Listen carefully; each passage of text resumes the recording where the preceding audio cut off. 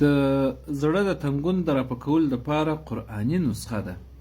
کله چې د یو چا زړه تنګ وي، ناحقه نفس یې تنګ وي، جیغ یي زموږ ستاسو د خلکو په اصطلاح باندې، نو دلته الله تعالی جل جلاله پیغمبر صلی الله علیه و آله وسلم ته ارشاد کوي.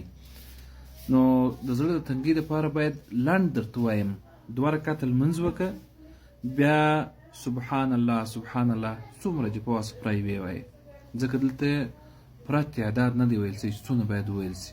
بیا وروسته سبحان الله سبحان الله دا هم یو څو ووایې چې ستا په وس پرای، د زړه سکون به دې حاصل سي.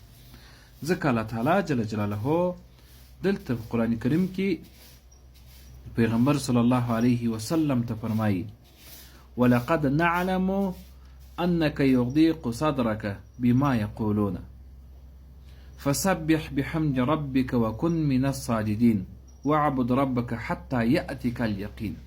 ګوره د الله تعالی عبادت وکړه. الله په آخري آیات کې ورته وایي تر هغه وخته پورې چې تا ته یقین راځي، یقین یعنې مرګ راځي.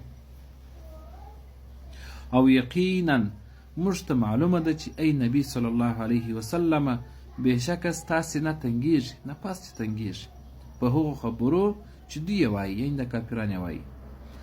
نو ته د خپل رب د حمد او ستاینې سره سره تسبیح هم وایه او څه د سجده کوونکو څخه، یعنې الله تعالی جل جلاله ته لمونځونه کوه. ګوره کوم وخت چې څوک یو مشکل یې، هر مشکل هغه که د زړه تنګوالی وي یا یو بل مشکل لري چې غواړي الله تعالی جل جلاله یې سر ته ورسي، لمونځ وکړه. دلته هم الله تعالی جل جلاله وایي تاسې لمونځ وکړئ، سجده وکړئ. د سجدې په حالت کې پیغمبر علیه الصلاة والسلام وایي یو انسان الله تعالی جل جلاله ته ډېر زیات نږدې وي، نو څومره دعاګانې چې تاسې د الله تعالی جل جلاله څخه غواړئ، دعاګانې کوئ، الله تعالی جل جلاله مو دعاګانې قبلوي.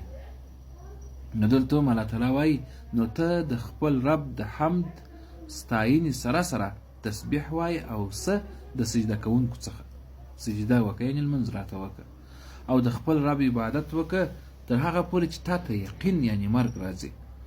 نو د زړه د تنګون دپاره او د مشکل د حل دپاره نبي علیه الصلاة والسلام خو نو دیغ دی، نفس یې تنګ دی چې دا کافران ولې زما خبره نه مني. نو الله تعالی ورته وایي چې ته لمونځ وکړه، نفس تنګي به د منځه څخه ولاړه سي. سبحان الله ووایه، تعداد یې نه دی راغلی څومره چې ویلی سي، او الحمدلله ووایه څومره چې ویلی سي. دا که موږ ووایو الله تعالی جل جلاله به زموږ نفس تنګي په خوشحالۍ باندې بدلې کړي انشاءالله.